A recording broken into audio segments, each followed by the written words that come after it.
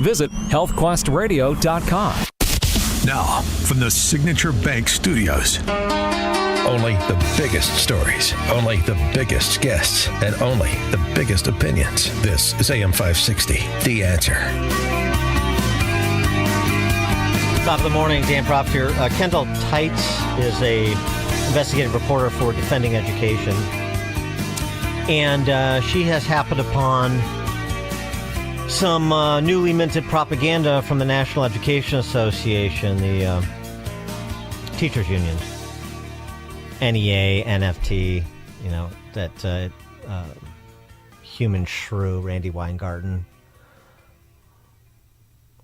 She must have helped finish these off before she went out to rally with the baristas striking in New York or whatever. Our very own Stacey Davis Gates. So this will be coming to a government school system near you in Chicagoland, throughout the state too, of course. Be championed by Jelly Belly Company. The nation's largest teachers union, the NEA, has rolled out its race, class, gender narrative playbook on trans issues. Race, class, gender narrative. Finally, been waiting. The materials repeatedly talk about their side, openly vilify, quote, the right and, quote unquote, the right and, quote unquote, Republicans. Yeah, I appreciate the candor. Let's just strip away the veneer, shall we? The NEA's Advancing LGBTQ plus Justice training takes place next month. Have you made your reservations? The training is billed as a way to help NEA members work with colleagues who belong to and are allies of the LGBTQ plus community. But its stated objectives are a little less mellifluous in their presentation. Developing a shared understanding of the anti-LGBTQ plus policy landscape. Sure. What's the anti-LGBTQ plus? People that don't want men in the girls' locker room or playing girls' sports. Those Philistines. Advancing counter-narratives of inclusion and equity. Examining LGBTQ plus issues to address systems of privilege and oppression. The training includes key terms warning members that language around LGBTQ plus issues shift and change every 2 years. You got to memorize the latest vocabulary. You have to keep up with the lexicon lest you lose your status as an ally.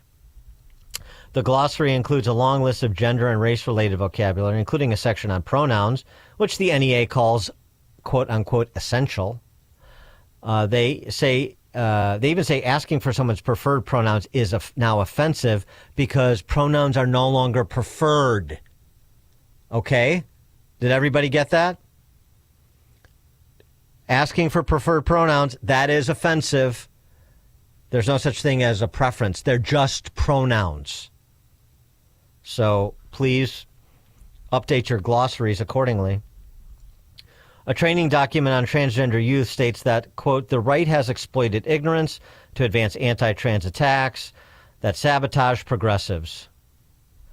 Claims Republicans and state legislatures use, quote, anti-trans rhetoric and legislation as a powerful complement to their arsenal of racist dog whistles to whip up fear and consolidate power. Where do people get the idea that the teachers' unions are partisan? They're just about educating kids.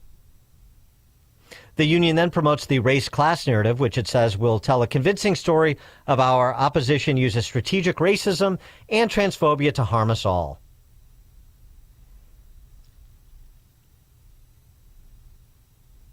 The training admits that the opposition wins the debate on trans youth in sports against any and all argument we have tried for our side, and they advise connecting attacks on trans women athletes to the long legacy of discrimination against all women athletes. Well, that's going to be increasingly challenging when it's largely women athletes that are speaking out against the trans, the men pretending to be women playing women's sports, but you could try. I mean, they've done a good job of trying to demonize Riley Gaines and others as somehow misogynistic, right? The actual woman is the misogynist against the man trying to pretend to be a woman. Sure. So there you go.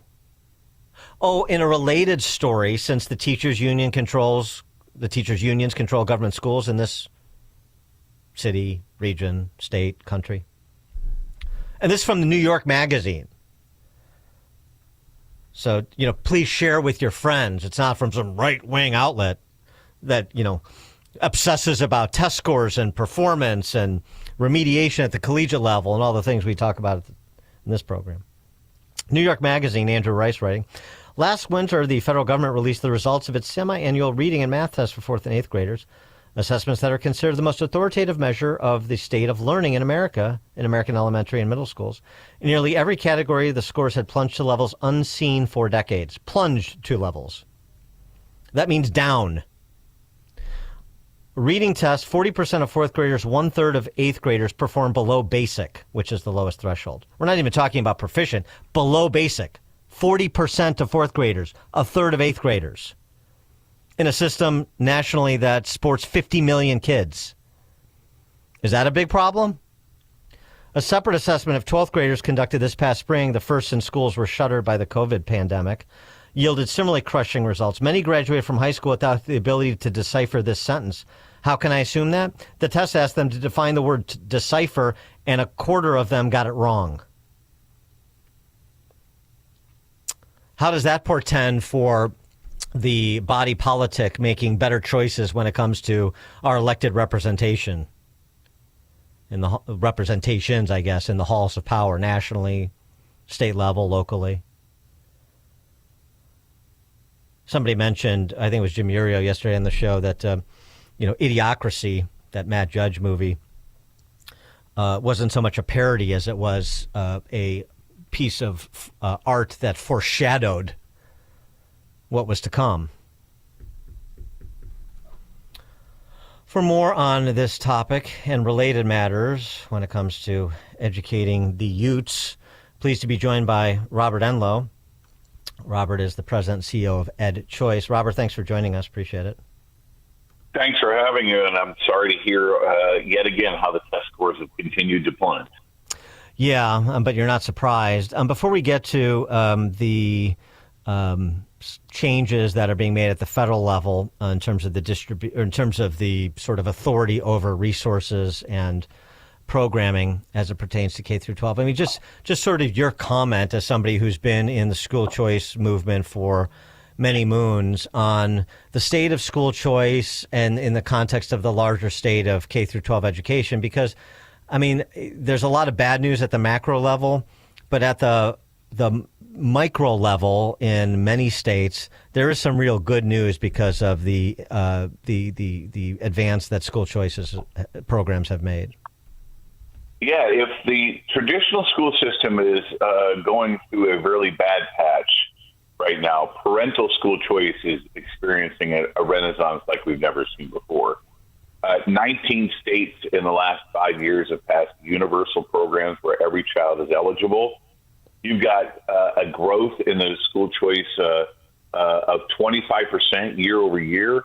You're now at 1.3 million families across America that are participating in these choice programs, and it's going to go up this year probably by another factor of potentially 25%. You've got more micro schools, more teachers starting schools than ever before that are micro schools. You've got a lot of vibrancy going on in K-12 education. It's just not at the government-run schools. And I remember Dr. Friedman once telling me that if you really want to know when you're getting ready to have the introduction of a truly free market, look at the presence of an underground market. In this case, look at the growth of homeschooling and the growth of microschooling in the country. It is going to shatter the way we deliver education in the future. And by the way, when you say Dr. Friedman, you're talking about the late, great Milton Friedman, who was, one of the intellectual forefathers of school choice.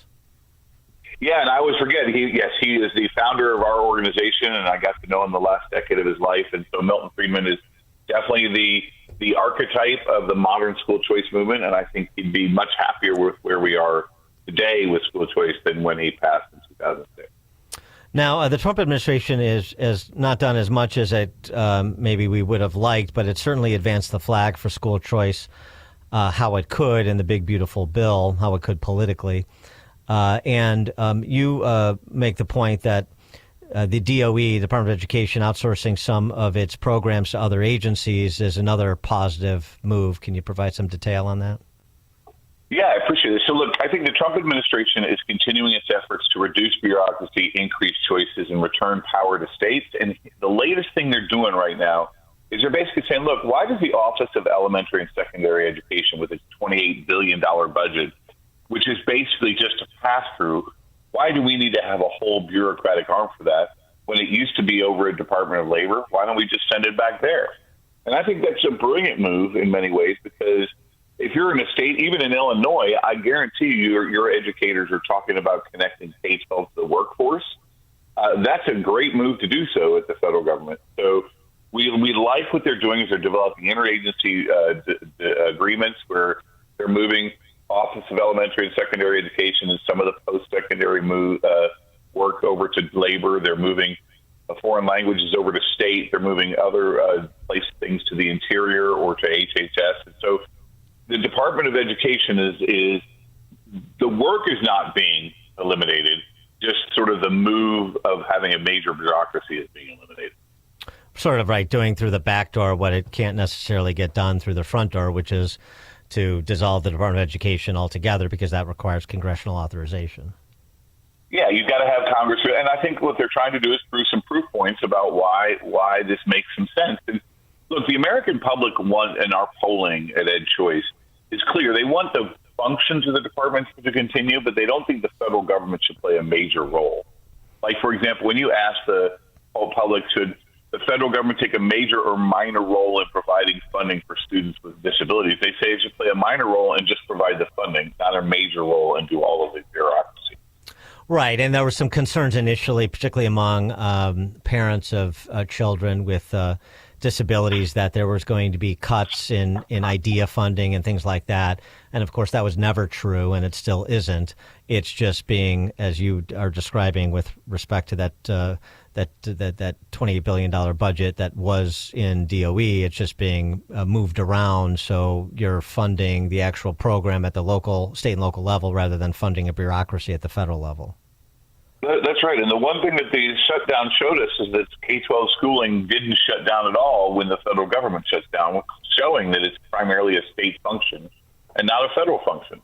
So I think this effort and this move by the administration is another good move. And the other thing I would say, Dan, is I'd like to thank Illinois, because in 2027, when the tax credit scholarship program gets in place, Illinois will probably be spending millions of dollars in Indiana. So we really appreciate that. Yeah, right. You're in Indiana, your right? Since your state won't be joining the tax credit program and ours will, we appreciate all the donors in Illinois that will be giving resources to kids here as opposed to spending them in Illinois. Well, absolutely. You'll appreciate them even more because they're going to be moving to Indiana permanently. And that's where I wanted to go. Actually, I wanted to get your assessment of how impactful you think that tax credit scholarship program that states can opt into will be when it launches in 27. Yeah, look, like all federal government programs, this program is got some good intentions. It will allow all taxpayers to receive up to a $1,700 dollar-for-dollar tax credit for gifts they make to nonprofits to give out scholarships. Great intention. We hope the government doesn't get in the way of making it really difficult to implement this program. Mm-hmm. But it's implemented well, Dan. Look, this is going to potentially allow millions of dollars to kids in all the sectors. Remember, this program was created and allows kids in public schools to get benefits, charter schools get benefits, and private schools. So you've heard your public schools say, oh, my God, we don't have enough money for textbooks, or we don't have enough money for computers. The tax credit program would allow people to give to public school foundations to get computers for kids. And yet you will see people on the left, and unfortunately, and certainly your governor in Illinois, not joining that program. So we think it's got a potential to be important and potentially transformational as long as you join the program. Robert Enlow is the president and CEO of EdChoice out of Indiana, as you heard. Robert, thanks as always for joining us. Appreciate it. Thanks for having me. Appreciate it. And Robert Enlow joined us on the Turnkey.Pro answer line. The stories you need to know to start your day. This is Chicago's Morning Answer on AM 560. The Answer. Are you prepared for the Illinois state tax? If your estate is worth over $4 million, your heirs could face a tax bill of up to 16% when you pass. Financial advisor Scott Tucker and the team at Scott Tucker Solutions can show you ways to potentially reduce or even eliminate that